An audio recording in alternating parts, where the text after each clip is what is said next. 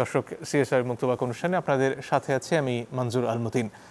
আজকে আমাদের আলোচনা উদ্ভূত যে পরিস্থিতি আপনারা দেখছেন গতকাল থেকে সেটি নিয়েই।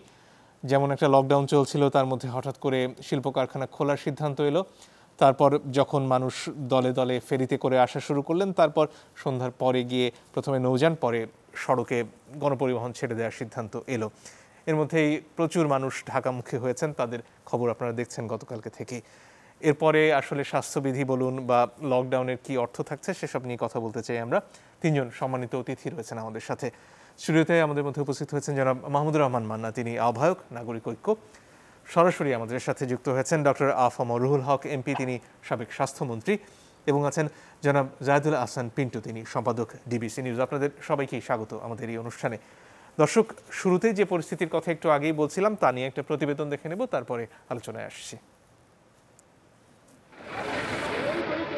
চাকরি বাঁচাতে শিল্প শ্রমিকদের ঢাকামুখী এমন জনস্রোত শনিবার থেকেই। গেল রাতে গণপরিবহন চালুর ঘোষণায় এ চাপ রোববার আরও বাড়ে। সকাল থেকে পাল্টে যায় সড়ক, মহাসড়ক আর নৌপথের চিত্র। গাড়ির চাপে ঢাকা ময়মনসিংহ এবং ঢাকা টাঙ্গাইল মহাসড়কে তৈরি হয় যানজট। অতিষ্ঠ হয়ে অনেকে হেঁটেই গন্তব্যস্থলে রওনা দেন। 5 তারিখ পর্যন্ত খুলবো, এখন আজকে আবার কালকে 7টা বাজে মেসেজ দিছে, আজকে 1 তারিখে খোলা। গাড়ি না পেলে যেমনি হোক, মাইক্রো হোক, যেমনি হোক যাওয়া তো লাগবে। টেনশন হলো যদি চাকরি চলে যায়। কালকে আসতে পারে নাই, গাড়ি চলে না, তাই আজকে চললো, মানে রানিং হয়েছে তাই আসছি। যাত্রীরা জানান গণপরিবহন চলার খবর তারা দেরিতে পেয়েছেন। 31 জুলাই থেকেই গণপরিবহন চলতে দেওয়া হলে কষ্ট কম হতো। গাড়ি ঘোড়া ছাড়ছে এমন টাইমে মানুষ আসতে সমস্যাই হয়, তাড়াতাড়ি আসতে হয়েছে। আমরা সকাল দিক দিয়ে এসেছি যে আমাদের অফিস টাইমটা ধরবো, সেটা হয় নাই। 12টার ভিতরে কি মানুষ আসতে পারবো? মানুষ তো অর্ধেক জায়গায় আটকে থাকবো, তাহলে তারা কি করবো? ঢাকায় ফেরা মানুষের চাপ ছিল রাজবাড়ির দৌলতদিয়া, মাদারীপুরের বাংলা বাজার ও ভোলার ইলিশা ঘাটেও। প্রস্তুতি না থাকায় বরিশাল থেকে ছাড়েনি রাজধানীমুখী কোনো লঞ্চ। 2-1টি লঞ্চ ঢাকা এসেছে চাঁদপুর থেকে। যেভাবে স্বাস্থ্য মেনে চলতে গেছে, কোনো চলার মতো কোনো পরিস্থিতি নেই। গতকালকে আমরা রাত্রে 12টা বাজে আসলাম চাঁদপুর ঘাটে, আমরা আসতে পারি নাই, আবার বাসায় ফিরে গেছি, আবার সকালবেলা আসছি, তারপর লঞ্চে আসতে পারছি। ঢাকায় কারখানা শ্রমিক ছাড়াও ঢুকেছেন হাজার হাজার সাধারণ মানুষ। এতে লকডাউন কার্যত অকার্যকর হয়ে পড়ে। বেলা 12টার পরও শহরে চলেছে বাস। অনেকদিন পরে তো গাড়ি ঘোড়া চলতেছে, তো একটা সুযোগে চলে আসলাম আর কি। অফিস তো খুলে ফেলছে, মেল দিয়ে দিয়েছে যে আসতে হবে। এদিকে শহরমুখী এমন জনস্রোতে করোনা সংক্রমণ বাড়ার আশঙ্কা করছেন স্বাস্থ্যমন্ত্রী। গার্মেন্টস খোলার অনুমতি দেওয়া হয়েছে এবং শর্তও আছে যে স্বাস্থ্যবিধি মেনে তারা কাজ করবে। তারা যদি স্বাস্থ্যবিধি মেনে না কাজ করে তাহলে পরে সংক্রমণ বাড়ার সম্ভাবনা রয়েছে। স্বপ্নিল শাহী। শুরুতেই জনাব পিন্টু আপনার কাছে আসতে চাই। নিশ্চয়ই গতকালকে থেকে যে অবস্থা আমরা দেখছি আজকে পর্যন্ত, এখানে সরকারের যে সিদ্ধান্ত যেভাবে একের পর এক এসেছে, সেটা অনেকের মনেই বিস্ময় জাগিয়েছে।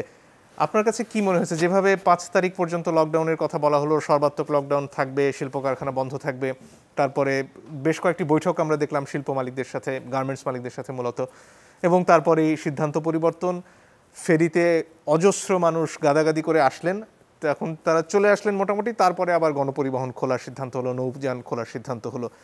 এই ধরনের ঘটনা কেন ঘটছে এবং এখানে আসলে যে একটি নীতি থাকার কথা সরকারের, সেটি কি চোখে পড়ছে কোথাও আপনার? ধন্যবাদ মঞ্জুর। ঠিক গতকালই একটা টেলিভিশনে এই ধরনের একটি প্রশ্নের মুখে আমি পড়েছিলাম। আমি আমার অগ্রজদের কাছ থেকে শোনা একটি উদাহরণ আমি নিয়েছিলাম। আজকে আমি আপনাকে সেই উদাহরণটি আবার শোনাবো। সেটা হলো জেনারেল এরশাদ সম্পর্কে যেটা বলা হতো, তিনি যখন প্রধান সামরিক আইন প্রশাসক, চিফ মার্শাল অ্যাডমিনিস্ট্রেটর, CMLA, তাকে নাকি বলা হতো যে CMLA মিনিং মানে হলো ক্যান্সেল মাই লাস্ট অ্যানাউন্সমেন্ট। মানে উনি সকালে এক সিদ্ধান্ত নিতেন, বিকেলে আরেক সিদ্ধান্ত নিতেন, রাতে হয়তো সেটা আবার আগেরটাই ফিরে আসতো। এইভাবে এই CMLA যে এরশাদ সাহেব সম্পর্কে বলা হতো ক্যান্সেল মাই লাস্ট অ্যানাউন্সমেন্ট, সেই উদাহরণটা বোধহয় এই সরকারের মানে প্রশাসন সেটা আবার নতুন করে চালু করেছে। কারণ তাই দেখতে পাচ্ছি নয়তো আপনার যে সিদ্ধান্তটা সরকার নিয়েছে, সরকার আমি বলবো যে এটা তো একক সিদ্ধান্ত ছিল না যে কোনো একজন কোন একটা মন্ত্রণালয় বা কোন একটা দপ্তর এককভাবে সিদ্ধান্ত নিয়েছে, পরে দেখা গেল যে সিদ্ধান্তটা ঠিক ছিল না, এটা চেঞ্জ করলাম। কিন্তু এই সিদ্ধান্তগুলো কিন্তু আপনার সর্বমহলে আপনার সব মন্ত্রণালয়, যারা সংশ্লিষ্ট অধিদপ্তর সবাই মিলে, জাতীয় পরামর্শ কমিটি সহ সবাই মিলে যখন সিদ্ধান্তটা নেয়, তারপরে যখন সেই সিদ্ধান্তটার মাঝখান থেকে সরে আসতে হয়, তখন বোঝা যায় যে সরকারের সিদ্ধান্ত নেয়ার দক্ষতার অভাব, অথবা আপনার যাদের প্রভাবে এই সিদ্ধান্তগুলো সরকার পরিবর্তন করে, তাদের প্রভাব এতটাই বেশি যে জনগণের চিন্তাটা কম করতে হয়, তাদের চিন্তাটা বেশি করতে হয়। আদারওয়াইজ এই ধরনের এই সকাল বিকাল সিদ্ধান্ত পরিবর্তন করার কথা না। আর যে ভোগান্তিটার আমরা দেখলাম আপনার স্টেশনেও যেটা দেখাচ্ছেন, দেখেন এই মানুষগুলোকে খামোখাই আপনি কষ্টটা দিলেন। আমি যদি মেনেও নিই যে ঠিক আছে সরকার 14 দিনের আপনার একটা বিধিনিষেধ আরোপ করেছে, 14 দিন 10 দিন পার হওয়ার পর সরকার মনে করেছে না 10 দিনই এনাফ, 14 দিন দরকার নেই, আমি সেটা মানলাম। কিন্তু আপনি যে গার্মেন্টসের বা কারখানার শ্রমিকদের আসতে বললেন, শুক্রবার রাতে আসতে বলবেন, শনিবার আসতে হবে, শনিবার রাতে এসে বলবেন যে না সময় আরো বাড়ানো হলো, এই যে ভোগান্তিটা, আপনি এটা রেশনিং করতে পারতেন, আগে থেকে সিদ্ধান্ত দিয়ে ধাপে ধাপে তাদের আনার ব্যবস্থা করতে পারতেন। এই 40 লক্ষ বা 50 লক্ষ মানুষকে আনা খুব বেশি কঠিন কাজ বলে মনে হয় না। এখানে গার্মেন্টস মালিকরা বলেন, শিল্প কারখানার মালিকরাও এই জায়গায় আপনার সাহায্যের হাত বাড়াতে পারতেন, কিভাবে তাদেরকে ধাপে ধাপে আনা যায়, কিন্তু সেই চিন্তাও করা হলো না, হুট করে বলে দেওয়া হলো। এইটা হয় কি দায়বদ্ধতার সমস্যা, আমি যা ইচ্ছা তা করব, আপনি মানতে বাধ্য, এই জায়গাটা যখন চলে আসবেন, তবে এগুলো আমরা সমালোচনা করলেও কিছু যায় আসে না, বা এই চুপ থাকলেও কিছু যায় আসে না, অবস্থাটা এই জায়গায় এসে দাঁড়িয়েছে। জি, অনেক ধন্যবাদ। ডক্টর রুহুল হক, আপনার কাছে আসতে চাই। শুরুতে কারিগরি পরামর্শ কমিটির কথা আমরা শুনেছি, তারা খুব স্পষ্টভাবে তাদের আশঙ্কার কথা জানিয়েছেন। সেখানে স্বাস্থ্যমন্ত্রী বারবার বলেছেন যে পরিস্থিতি যে অবস্থায় রয়েছে এটা খুবই আশঙ্কাজনক, এবং এখানে স্বাস্থ্য অধিদপ্তরের তরফ থেকে বারবার সতর্ক করা হয়েছে যে এখান থেকে যদি সরে আসা হয়, লকডাউন কোনোভাবে শিথিল করা হয়, পরিস্থিতি ভয়াবহ হবে। এই কদিনে করোনার যে পরিস্থিতি আমরা দেখেছি, যে হারে মৃত্যু দেখেছি, সংক্রমণ দেখেছি, এই ধরনের একটা সিদ্ধান্ত নেয়ার পেছনে কি কোনো যৌক্তিকতা আপনি খুঁজে পান একজন চিকিৎসক হিসেবে? ধন্যবাদ মুক্তবাক এবং উপস্থাপক যে মাস্ক পরে আছেন, আমি সাধুবাদ জানাই। আমি মনে করি আমাদের এখানে ডিবিসির কর্মকর্তা আছেন, আমার মনে হয় সকল উপস্থাপক যদি এরকম এই সেশনে মাস্ক পরে থাকেন, তাহলে আমার মনে হয় একটা মেসেজ ক্যারি করে। সুতরাং আমি আপনাকে ধন্যবাদ জানাচ্ছি যেটা করছেন। আমিও তো বাসায় আছি বলে মাস্ক পরছি না, কিন্তু আমাদের মাস্ক করে বোধহয় কথা বলা উচিত, যাতে একটু দর্শক শ্রোতা যারা আছেন, বিশেষ করে দর্শক যারা আছেন, তারা এটাকে ইম্পর্টেন্স দেন। বর্তমান পরিস্থিতি দেখুন, আমাদের ভাই সাংবাদিক পিন্টু ভাই যে কতগুলো বলেছেন, এগুলোকে অস্বীকার করবার কোনো উপায় নেই। প্রথমত যে কাজটি হয়েছে হঠাৎ করে হয়েছে, কিন্তু হঠাৎ করে হলেও ছোটখাটো বিষয়গুলোকে একটু গুরুত্ব দেওয়া উচিত। এটাই অত্যন্ত সাধারণ ব্যাপার যে বলে দিলেই লোকজন মানুষ হুড়মুড় করে রাস্তায় নামবে এবং তারা আসবে কি করে, আসার কোনো ব্যবস্থা রাখা হলো না, গাড়ি ঘোড়া থাকলো না, লঞ্চ স্টিমার থাকলো না, কিন্তু তারা চলে আসবে। আবার ওদিকে গার্মেন্টসের মালিকরা বলছেন না, আমরা তো বাইরের লোকজনকে আসতে বলিনি, ওরা বাড়িতে থাকবে, আমরা কেবল আমাদের কলকারখানার পাশে আমাদের বেশিরভাগ শ্রমিকরাই থাকে, তারা এই কলকারখানা চালাবে। আমি জানি না, আপনারা সকলেই কর্মকর্তা আছেন, আপনাদের সাথে অনেক জনগণ কাজ করে, লোকজন কাজ করে, কে কোথায় থাকে, কোথায় কখন, এই কাজের কতজন, আমি তো আমার সাথে কিছু কর্মকর্তা কাজ করে, আমি মাত্র ছোট্ট 200-300 লোক কাজ করে, আমি তো জানি না কে কোথায় থাকে। সুতরাং এটি তো সম্ভব না, 40 লক্ষ লোক কে কোথায় থাকে তারা এটি খোঁজ করতে পারবেন। আমি তো আমার মনে হয় this is not really the truth, এবং এটি হয়তো আমার মনে হয় এই সিদ্ধান্ত নেওয়ার পক্ষে হয়তো বা কিছুটা কাজ করেছে, যে আমাদের লোকজন তো এই আশেপাশেই থাকে, তারা এই গার্মেন্টস এগুলো করবে, বাইরের লোকজনকে 5 তারিখে আসবে, আর ওনাদের সুপারভাইজাররা টেলিফোন করে বলছেন এক্ষুনি তোরা আসো, তারা তোমাদের খেয়েছি না। তো এই যে পরিস্থিতির মধ্যে আমরা হঠাৎ করে পড়ি, আমরা তো গতবারও দেখেছি যে আমরা যখন লোকজন আমরা ফেরি চলাচল বন্ধ করে দিলাম, তখন যখন লোকজনের স্রোত বাড়লো আবার আমরা খুলে দিলাম। কিন্তু আমাদের চোখের সামনে কয়েকদিন আগের ঘটনা। এটুকু যদি আমরা মনে না রেখে এইরকম ভাইটাল ডিসিশন এগুলো করি তাহলে তো একটু অসুবিধার মধ্যে পড়তেই হবে। অবশ্যই আমরা সকলেই জানি মানুষের চলাচলের সাথে এই ট্রান্সমিশন যে করোনা একজনের কাছ থেকে আরেকজনে যাবে একেবারে ডিরেক্টলি প্রপোর্শনাল, ম্যাথমেটিক্যালি প্রপোর্শনাল, এবং সেটি ব্যবস্থাপনাটা আসল ব্যবস্থাপনাটা আমরা সকল সময় বলছি যে কিছু না করে যদি আমরা মাস্কটা পরাতে পারতাম, যে সকলকে তোমাকে রাস্তায় বেরিয়েছ মাস্ক পরতেই হবে, বাড়ি থেকে বেরিয়েছ মাস্ক পরতে হবে, যেখানেই যাও মাস্কটা পরতে হবে। আজকে 1.5 বছরের মধ্যে এই কাজটাই আমরা করে উঠতে পারলাম না।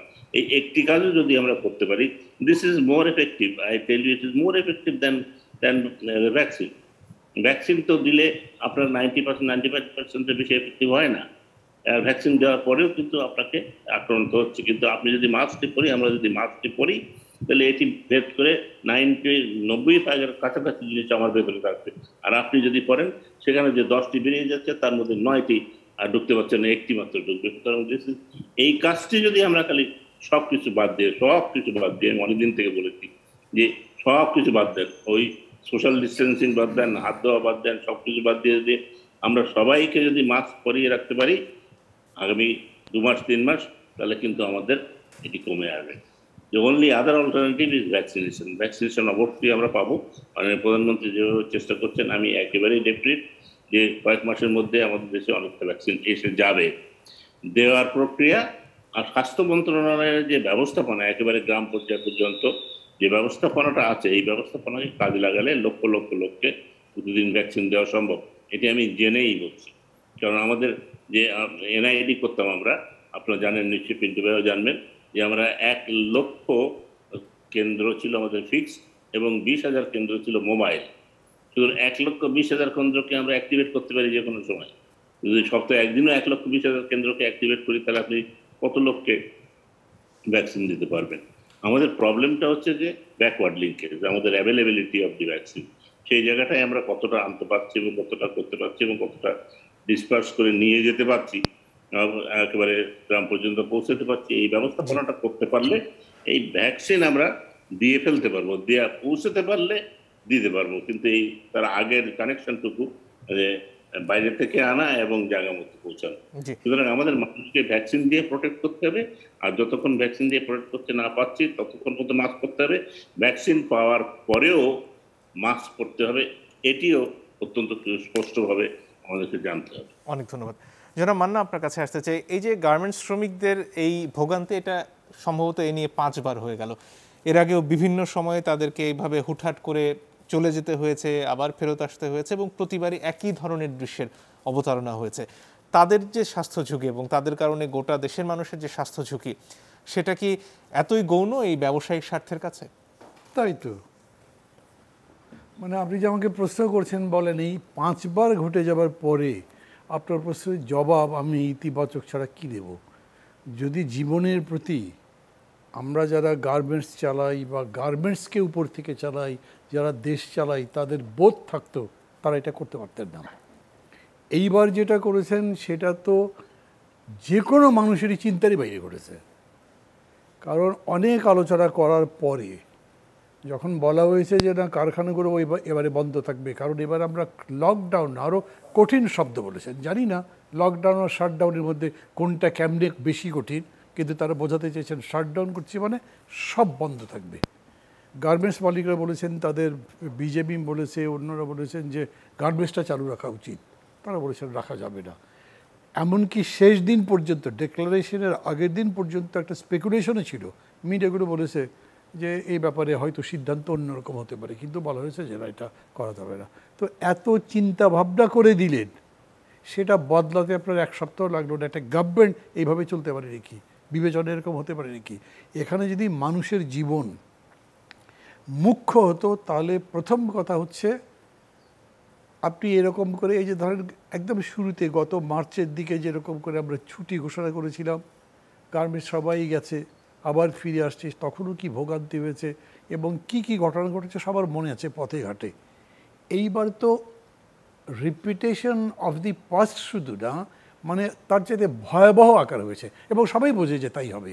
আর সবচেয়ে বড় কথা কি দেখেন, আপনি কিছুই আগে বললেন না, হঠাৎ করে জানিয়ে দিলেন যে গার্মেন্টস খুলবে কালকে সকাল থেকে, এবং দুই রকম কথা হলো, যেটা একটু আগে যেন বহুল হক বললেন না, যে প্রশাসন থেকে বলা হচ্ছে, মানে গার্মেন্টসের প্রশাসন থেকে বলা হচ্ছে যে আমাদের লোকালি অ্যাভেলেবল যা আছে তাই দিয়ে আমরা চালাবো, কিন্তু তাদের সুপারভাইজার আর লোয়ার র্যাঙ্কের যারা কর্মকর্তা আছেন তারা ফোন করে করে খবর দিয়ে বলছেন আসতে হবে, এবং উনি বললেন যে না আসো, তোমাদের অসুবিধা, তাদের বলা যদি না আসো তাহলে তোমাদের চাকরি থাকবে না। এটা আমি পেপারে পড়েছি। তাছাড়া ধরেন আমাদের তো গার্মেন্টসের মধ্যে কাজকর্ম করি আমরা, সংগঠন আছে, তারা বলেছেন আমাদের কাছে।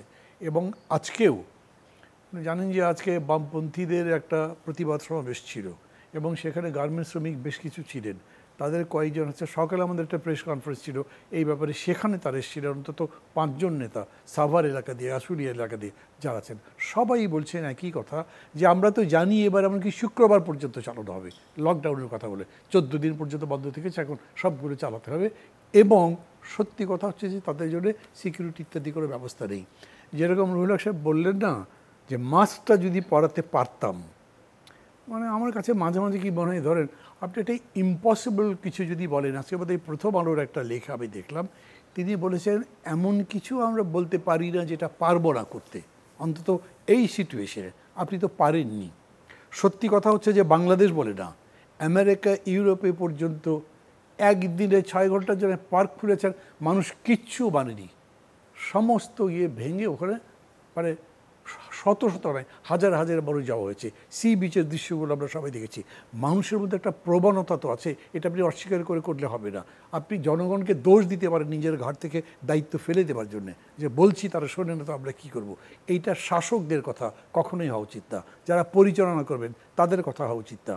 গভর্নমেন্ট তো এটা করতে পারত, যদি তার এটা মনেই করে, তাহলে ভ্যাকসিনেশন, যেমন রুহুল হক সাহেব বললেন যে এটা পসিবল, আমি মনে করি পসিবল, ওনাদের দিয়ে, মানে এখন যারা ক্ষমতা আছে তাদের দিয়ে এটা সম্ভব কিনা, বা তারা করতে চায় ও কতখানি, সেটাই আমার কাছে প্রশ্ন আছে। কিন্তু মোট কত 40 লাখ বা 50 লাখ হচ্ছে গার্মেন্টস শ্রমিক, এদেরকে আপনি ডে 1 থেকে এই ভ্যাকসিনেশনের প্রোগ্রামের মধ্যে রাখতে পারতেন। আপনি যদি মনেই করেন যে আপনার ইকোনমি চলবে না গার্মেন্টস ছাড়া, তাহলে এদেরকে প্রত্যেকটা ফ্যাক্টরিতে আলাদা আলাদা করে ভ্যাকসিন সাপ্লাই দেন। এটা পুশ করাতে এমন কোনো মেজর ট্রেনিংয়ের ব্যাপার নয়, এটি জাস্ট এ পুশ। আমি নিজে তো 2টো ভ্যাকসিন দিচ্ছে, তাছাড়া দেখেছি, সবাই জানেন, আপনারাও জানেন। এইটা ফ্যাক্টরিতে মনিটর করে আমি মনে করি 7 থেকে 10 দিনের মধ্যে এই কাজগুলো করা যেত, যদি আপনি ভ্যাকসিন দিতে পারতেন সেই সময়। তারপরে মাস্ক পরবার ব্যাপারে একই হতে পারতো, যদি ফ্যাক্টরি মালিকরা, ফ্যাক্টরি অ্যাডমিনিস্ট্রেশন বলতো যে তোমরা মাস্ক ছাড়া যদি ঢুকতে দেখি তাহলে তোমাদের পানিশমেন্ট দেবো, এবং ভেতরে যখন কাজ করছো তখনও তোমার, মানে ইনসাইড দি ফ্যাক্টরি যদি অ্যাডমিনিস্ট্রেট করার ব্যবস্থা থাকতো, গভর্নমেন্ট যদি বিজেপিকে বলতো যে তোমাদের এই কাজগুলো অন্তত ফ্যাক্টরির ভেতরে দেখতে চাই, বাইরে গেলে কী করছে সেটা তো আমি বলতে পারবো না, কাজেই তারা ওইটার দায়িত্ব হলো না। মিনিমাম কোনো কাজ ফ্যাক্টরির ভেতরে, এই যে বলে না, একটু আগেও আপনারা দেখালেন হেলথ মিনিস্টার বলছেন যে না, স্বাস্থ্যবিধি মেনে চলতে হবে, এর আমাদের কন্ডিশন আছে, তারা যদি না মানে তার সংক্রমণ বাড়বে। আপনি তো জানেন গত 16 মাস ধরে কিছুই মানা হয়নি, এখন পর্যন্ত মানা হচ্ছে না এবং মানা যাবে না, সেটা আপনার টেলিভিশনে দেখাচ্ছেন, যারা আসছে তারা বলছেন। এই কারণে আমি বলবো কোনো দায়িত্বশীলতার পরিচয় নেই মানুষের প্রতি। I am sorry to say, ভালোবাসা বা অঙ্গীকার যদি থাকে, সমস্ত মানুষের মন কাঁদে। আপনি নিশ্চয়ই জানেন, আপনি যেহেতু রাজনীতি করেন, আমি করি, আমাকে আপনি বলতে পারেন ভাই দল করেন, রাজনীতি করেন, তাই বলছেন, কিন্তু যিনি রাজনীতি করেন না, সেই গৃহিণী, সেই গৃহকর্তা, সেই চাকরিজীবী, যিনি জীবনে রাজনীতি করেনি, তিনি পর্যন্ত বলেন এগুলো কী হচ্ছে, তারা বলেন, কিন্তু সরকার বুঝতে পারে না। এটা বিশ্বাসযোগ্য হতে পারে কখনো? আমি মনে করি না। অনেক ধন্যবাদ। একটা বিরতির সময় হয়ে গেছে, দর্শক একটু পরে ফিরে আসবো, সঙ্গে থাকবেন আশা করি।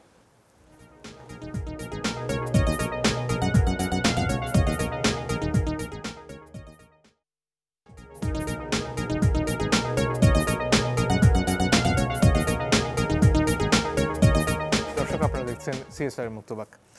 ফিরে আসি ডক্টর রুহুল হক আপনার কাছে। আমরা এতক্ষণ যে পরিস্থিতির কথা বলছিলাম তার সাথে সাম্প্রতিক একটা গবেষণার বিষয় আপনার কাছে প্রশ্ন করতে চাই।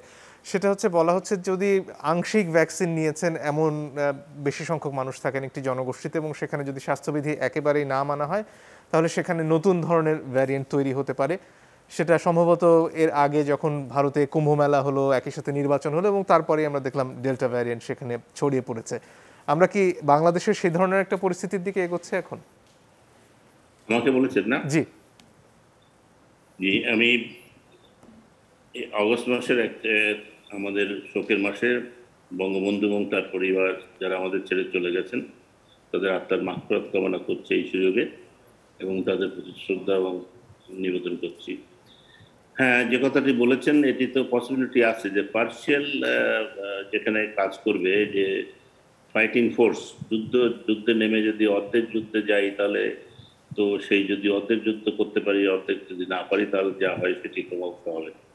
যদি আমাদের যারা একটা ভ্যাকসিন নিয়েছেন তাদের কিছু প্রোটেকশন অবশ্যই হবে, কিন্তু যারা দুটো নিয়েছেন তাদের তো অবশ্যই বেশি হবে। কিন্তু দুটো নেওয়ার পরেও এখন ডেল্টা ভেরিয়েন্টটা আক্রান্ত হচ্ছে, এবং তাতে মনে হচ্ছে যে অনেক সময় এই ভ্যাকসিন কাজ করছে কি করছে না তা বলা খুব মুশকিল। ভ্যাকসিন যারা ম্যানুফ্যাকচারার তারা ক্লেম করছেন, কিন্তু আপনি যদি দেখেন অবস্থাটা তাহলে সন্দেহ তো মনে জাগবেই। তারপরেও ভ্যাকসিন নিলে আপনার আক্রান্ত হলেও আপনি অতটা সিভিয়ার হবেন না, এটি প্রমাণিত। সুতরাং আর তারপরে যদি একটি নিয়ে থাকেন পরেরটি নিতে পারেননি, এখন অবশ্য আপনারা জানেন যে আমাদের অ্যাস্ট্রাজেনেকার সেকেন্ড অন্য পার্ট এসে গেছে এবং তারা তাড়াতাড়ি নিতে পারবেন, কিন্তু তার মধ্যেও তো তারা আক্রান্ত হতে পারেন। অথবা যে প্রসঙ্গ বললেন যে এখানে ভাইরাসটা কি মিউটেশন করবে কি করবে না, এটা নানান প্রক্রিয়ার মধ্যে সে মিউটেশন হয়।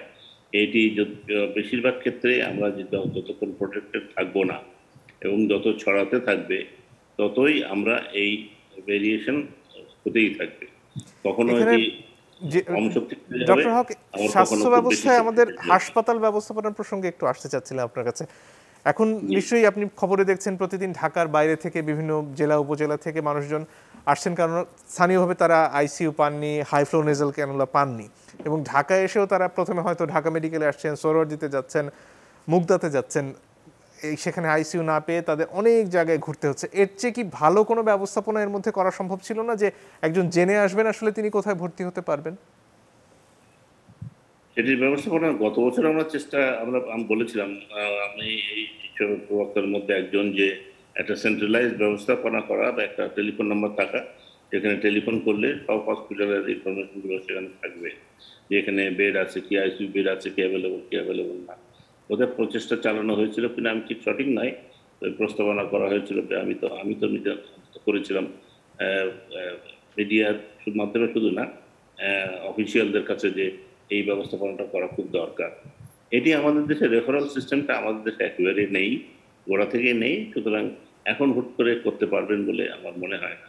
তবে প্রবলেমটা হয়েছে যে আপনারা সকলেই স্বীকার করবেন, অব্যবস্থাপনা ছিল হয়তো প্রথম দিকে, তার ক্ষেত্রে যে উন্নতি যে হয়নি তা তো আপনারা বলবেন না। উন্নতি তো অনেকটা হয়েছে, অনেক জায়গায় আইসিইউ হয়েছে, হাইফ্লো নেজাল ক্যানুলা একটাও দুটাও ছিল না, এখন কয়েক শত কয়েক হাজারে বোধহয় হয়েছে, কিন্তু still that is not adequate.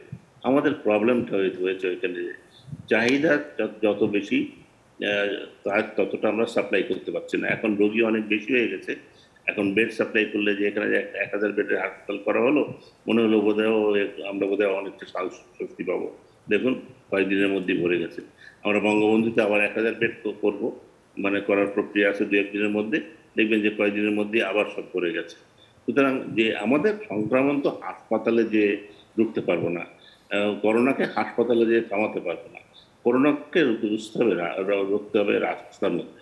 সেইটা যদি আমরা না করতে পারি তবে রোগীর চিকিৎসা করে বিলেতরা ঠিক করতে পারি নাই, আমেরিকানরা ঠিক করতে পারি নাই, ইউরোপিয়ানরা ঠিক করতে পারি নাই। সুতরাং অত বড় উন্নত স্বাস্থ্য ব্যবস্থা, অর্থনৈতিক অবস্থার উন্নতি, তারপরেও তারা এই স্বাস্থ্য ব্যবস্থায় মানে হাসপাতালের ব্যবস্থাপনাকে দিয়ে করোনা কিন্তু থামাতে পারেনি কোথাও, এবং আমরাও যে পারবো তা সেটি মনে হয় না।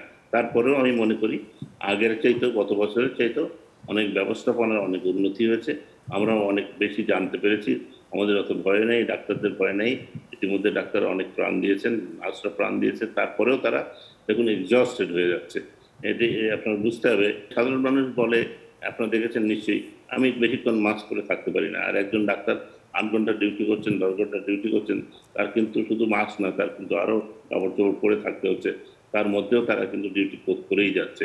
সুতরাং এই ব্যবস্থাপনাগুলো আমাদের কিন্তু খুব জরুরি। অন্যান্য জায়গায়, অন্যান্য কোনো কিছু দেশে আমাদের মেডিকেল স্টুডেন্ট যারা সিনিয়র 5th ইয়ারের মেডিকেল স্টুডেন্ট যারা ইন্টার্নি তাদেরকে এইসব কাজে লাগিয়েছে। আমরা কিন্তু সেদিকে যাই নাই, আমরা শুধু ডাক্তার রিক্রুট করব, নিব, তারপরে আনবো, তারপরে তাদেরকে কাজে লাগাবো। সুতরাং আমাদের নতুন নতুন ব্যবস্থাপনার মধ্যে কি আমাদেরকে কাজে না লাগাতে পারলে শুধু হাসপাতালের বেড দিলাম সে দিলেই তো হবে না। আমাদের আর্মি ফিল্ড হসপিটাল আছে অনেক, আমরা সেগুলো কিন্তু এখনো কাজে লাগাতে দেখিনি। বিশেষ করে আর্মি ফিল্ড হসপিটাল কুইকলি তারা ডিসকাস করতে পারে। আর আমাদের একটি ফিল্ড হসপিটাল দেখেন বঙ্গবন্ধুতে 1 সপ্তাহ 10 দিন ধরে হচ্ছে সবকিছু চলছে, কিন্তু এখনো হয় নাই। আর্মিকে বলুন কালকে লাগিয়ে দেবে, তো সেটিও কিন্তু আমরা কাজে লাগাতে পারিনি। আমি মনে করি that can be another process, যে ওনারা আমাদেরকে সাহায্য করতে পারেন কিনা। আর অক্সিজেনের সাপ্লাইটা আমরা যদি দিতে পারি, ওনাদের অন্যান্য ব্যবস্থাগুলো যদি দিতে পারে, কিন্তু that can B a very good suggestion যে আমরা এটি করতে পারি। অনেক ধন্যবাদ। আমি একটি কথা খালি বলে যাই যে আমাদের বিএনসি যে হসপিটালগুলো হচ্ছে, বড় বড় হাসপাতালগুলো হচ্ছে, এখানে দেখুন একজন এমার্জেন্সি পেশেন্ট, ইমার্জেন্সি রুম, ভালো ইমার্জেন্সি রুম বলে থাকা উচিত, তো যেখানে it should be free of, মানে সেখানে পেশেন্ট ভর্তি নেই কিন্তু অক্সিজেনটা অন্তত অ্যাভেলেবল। এই যে অত্যন্ত করুণ দৃশ্য আমরা দেখছি যে একজন যাচ্ছে একেবারে অক্সিজেন নাই, কিন্তু ওখানে দুঃখে দুঃখে মারা যাচ্ছে আমাদের চোখের সামনে। আমার এই gives me a lot of pain, অত্যন্ত খারাপ লাগে। সুতরাং এইরকম কোনো ব্যবস্থাপনা অন্তত হাসপাতালগুলোকে করা যায় কিনা, যেখানে অন্তত ইমার্জেন্সি হিসেবে তো বসে বসেও অক্সিজেন নিতে পারবে, কিছু ফ্রি এলাকা অন্তত রাখার ব্যবস্থা করার জন্য আমি অনুরোধ করবো আর কি। জনাব পিন্টু, আপনার কাছে আসতে চাই, এই যে অবস্থার মধ্যে আমরা রয়েছি যেখানে মানুষ হাসপাতালে ঘুরছেন, একজনকে আমরা সেদিন দেখলাম টেস্ট করতে গিয়েছেন, সেখানেই তিনি খানিকক্ষণ পরে অসুস্থ হয়ে মৃত্যুবরণ করেছেন। এই যে অবস্থা, সেখানে যে ফিল্ড হসপিটাল বলুন, যে ধরনের ব্যবস্থার কথা সেনাবাহিনী বলুন বা অন্যান্যভাবে করা সম্ভব ছিল, সেগুলো না করার পেছনে এখন পর্যন্ত কি কারণ থাকতে পারে? দেখেন, এই যে প্রফেসর রুহুল হকের কথার মধ্যে বেশ কিছু মেসেজ আছে। প্রথমত উনি বলছেন আর্মিকে দিয়ে দিলে হয়ে যাবে, তার মানে আপনার সিভিল অ্যাডমিনিস্ট্রেশন পারে নাই, এটা মানতে হবে না। তো আর্মি পারবে এটা বিশ্বাস করলেন কেন?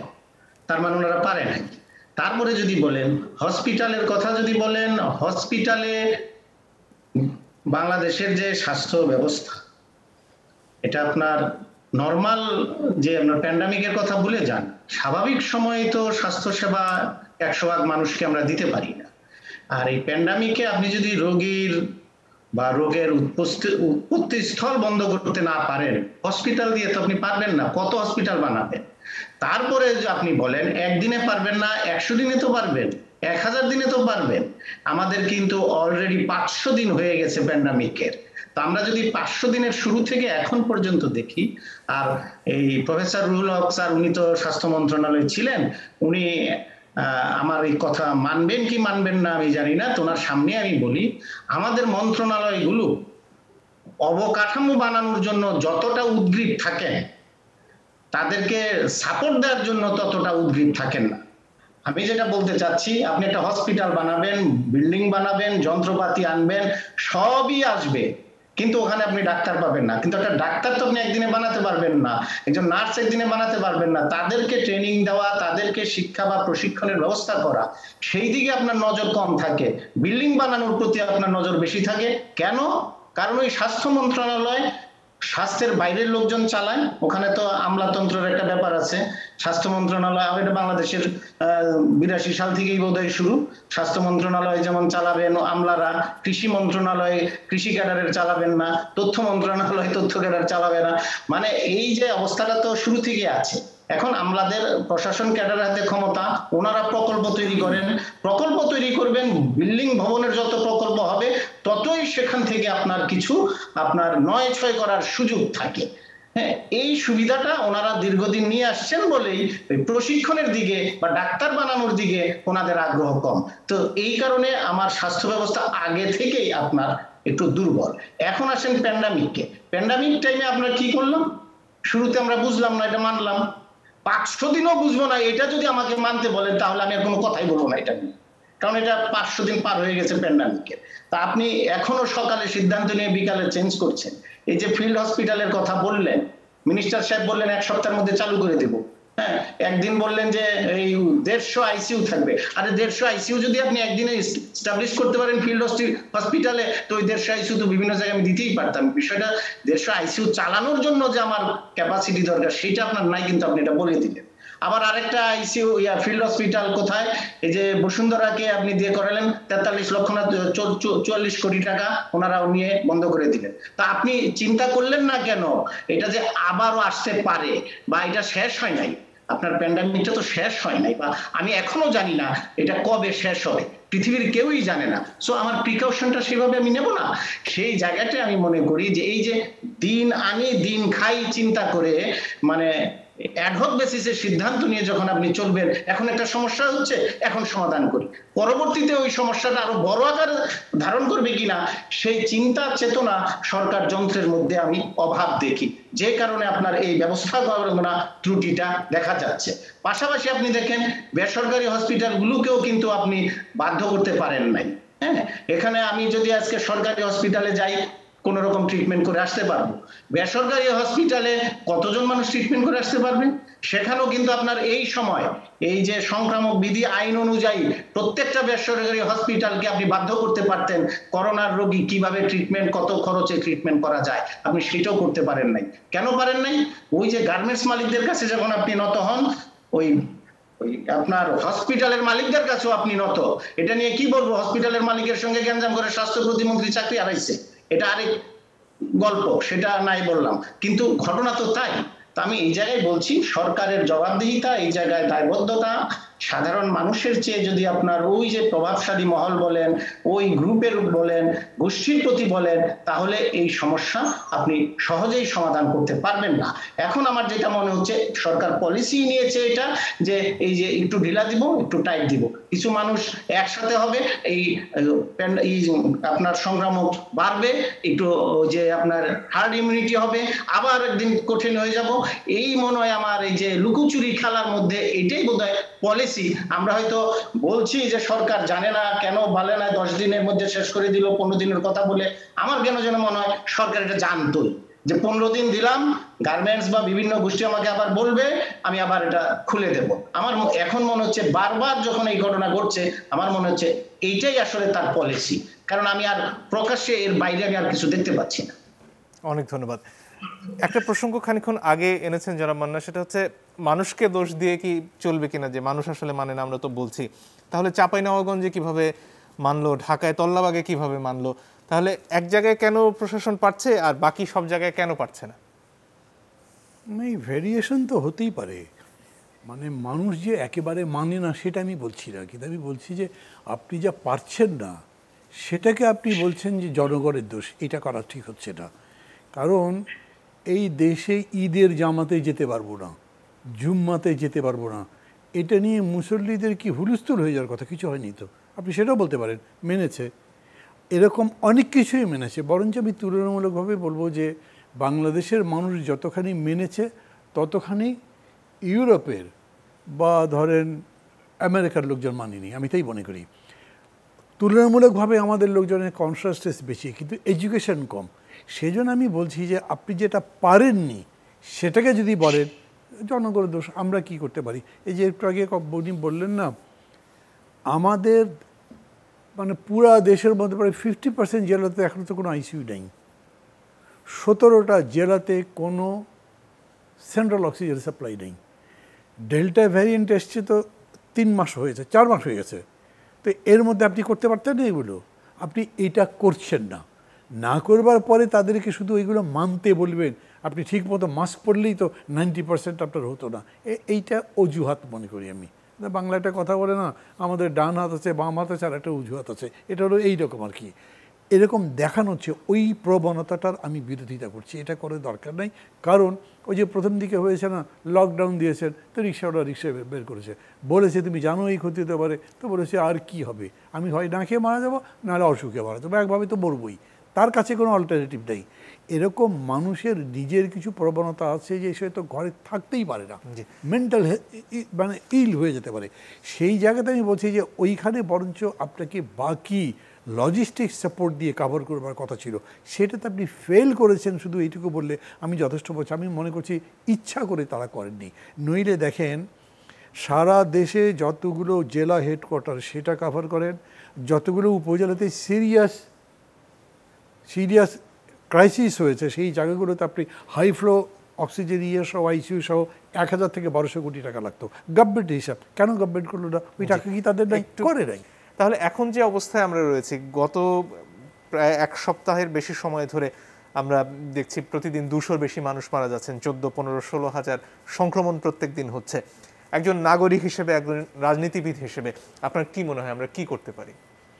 দেখেন, আজকে আমরা নাগরিক সমাজের পক্ষ থেকে একটা সংবাদ সম্মেলন করেছি। ওইখানে বলেছি, প্রথম কথা হচ্ছে আমি খুব স্ট্রেট ফরওয়ার্ড বলি, এই গভর্নমেন্ট হ্যাজ ফেইলড, মানে বোথ বাই অ্যাক্টস অ্যান্ড কী বলবো ইন্টেনশন অলসো। আমি দেখিনি, যেমন আমি আপনাকে বললাম যে 1000 থেকে 1200 কোটি টাকা হলে আপনি এটা করতে পারতেন। আপনি নিজে জানেন, আপনি মানে আমরা ইনফর্মালি যখন কথা বলছিলাম বা রুরাক ভাইরা জয়েন করার পরে কথা বলছিলাম, ডেল্টা ভ্যারিয়েন্টের একটা স্পেশাল ক্যারেক্টারিস্টিক্স কি দেখা যাচ্ছে, 4, 5, 6 দিন ধরে জ্বর, সর্দি, কাশি, খুব বড় কিছু মনে হয় না। হঠাৎ করেই তারপরে একদম শ্বাসকষ্ট হয় এবং সকালবেলা শ্বাসকষ্ট হলে রাত্রিবেলা মারা যায়। তার ইমিডিয়েট অক্সিজেন দরকার। তো আপনি সেই অক্সিজেন দেওয়ার ব্যবস্থা করলেন না। তো তাকে একটারও কনসাস করতে হবে, তুমি যে সিমটমই দেখো টেস্ট করো। আপনি টেস্টের ব্যবস্থা কি আগের মতো করতে পেরেছেন? করতে পারেননি। আজকে এখানে আসবার আগে লন্ডনে আমার এক পরিচিত ভদ্রলোক আছেন, দল করতে এখনও যুক্ত আছেন। ওরা ওখানে চাইলে বাড়িতে টেস্ট করতে পারে, রেজাল্ট পেয়ে যায় 2 ঘন্টার মধ্যে। আমরা কি এখানে করতে পারতাম না? ওই জায়গাতে আমি বলছি যে আপনি মানুষকে খালি বলছেন যে একদম ব্লাইন্ডলি খালি মাস্ক পরে ঘুরে, সেটা কেন? তার সন্দেহ হচ্ছে সাথে সাথে যে টেস্ট করতে পারে, সাথে সাথে টেস্ট করতে পারেন। এখনও পর্যন্ত আপনি যদি টেস্ট করতে চান, তারপরে আপনাকে ওই করতে হবে, এই কম্পিউটারে নাম লেখাতে হবে।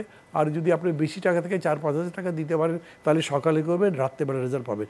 বাড়িতে মানে ডিসপেন্সারিতে মেডিসিন শপে টেস্ট করা সম্ভব ছিল, করলাম না কেন আমরা?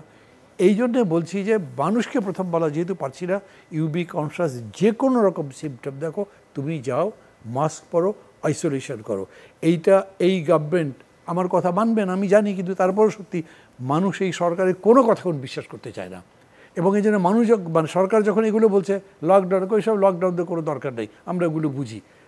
লকডাউনটা একটা জেনুইন জিনিস, তারপরে মানুষ এটাকে মানে তাদের মিসইউজের কারণে, 9-6 করবার কারণে, ছেলে খানার মতো করবার কারণে মানুষ মনে করছে এগুলো আছে কোনো ভ্যালু নেই। এই জন্যে সর্বদূরে সবাইকে দিয়ে, পলিটিক্যালি বলছি না, যাতে পিপলের ওই কনফিডেন্সের জায়গাটা আনা যায়, ক্যাম্পেইন একটা বিল্ড আপ করা।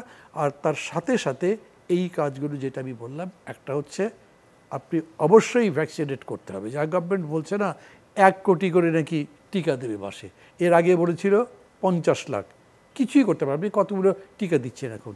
টিকা কি পেয়েছেন?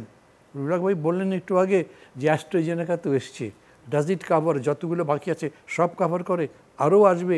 অ্যাস্ট্রাজেনেকা তাও আবার কি দেখেন, এটাও মানে এগুলো বলতে আগে বোধহয় একদিন আপনাদের এখানে বলেছিলাম, আমরা যখন ইন্ডিয়ার সাথে ওই কোম্পানির সাথে চুক্তিটা করলাম, ওই চুক্তির মধ্যে আছে এড়িয়ে পরে যখন ওরা আমাদেরকে দিচ্ছে না, তখন আমাদের স্ট্যান্ডিং কমিটি বললো যে আমরা মামলা করবো, কী করবো, মামলাই গেল না কেন? চুক্তির মধ্যে আছে কেউ যদি সাপ্লাই দিতে ব্যর্থ হয় বা কোনো একটা ব্রিচ অফ কন্ট্যাক্ট হয়, তাহলে মামলা করা যাবে না। সেই চুক্তি করেছিলেন, সমস্ত কিছু এখানে নিয়ে গেছেন। আপনি চায়নার এখানে একটা টেস্ট পর্যন্ত অ্যালাউ করেন, যে ফাইনাল টেস্ট করবার কথা ছিল সেটা করেন, তাহলে টিকা পেতেন। এখন তো টিকা পাচ্ছেন না। বাকি যেগুলো বলছেন, আমি প্রথম বলছি গভর্নমেন্টের পক্ষ থেকে উচিত একদম জেনুইনলি স্টেটমেন্টটা দিক, তারা রোড ম্যাপটা কি, কতদূর পর্যন্ত টিকা কবে পাবে এবং মানুষকে কাভার করতে পারবে। গভর্নমেন্টের হিসাবে বলেছে তারা যে 26 কোটি টিকা লাগবে, 13 কোটি লোককে কাভার করবে, কতদিনে করবে, কোনো রোড ম্যাপ নেই। তো এরকম করে তো কাজ হবে না। একইভাবে আমি বলছি মানুষকে এখন জীবন দেওয়াটা সবচেয়ে বড় কথা। ওই কয়টা কী সব যে গ্রেপ্তার দেখাচ্ছে কী করছে, মানে বীরের একটা কাজ করছে, সব বড় আপনার প্রজেক্ট দেখায় যে দেখো পদ্মা সেতু কিন্তু আমরা করছি, ভালো কাজ করছে পদ্মা সেতু, কিন্তু ওটা চেয়ে মানুষের জীবন বাঁচানো বেশি দরকার। আপনি 1000-1200 কোটি টাকা হলে মানুষের জীবন বাঁচাবার জন্য এতগুলো কাজ করতে পারতেন, সেগুলো করলেন না কেন, এখনও করছেন না কেন? সেই কাজগুলো করে। একবারে শেষ প্রান্তে ডক্টর রুহুল হক যদি আর কিছু যোগ করার থাকে আপনার।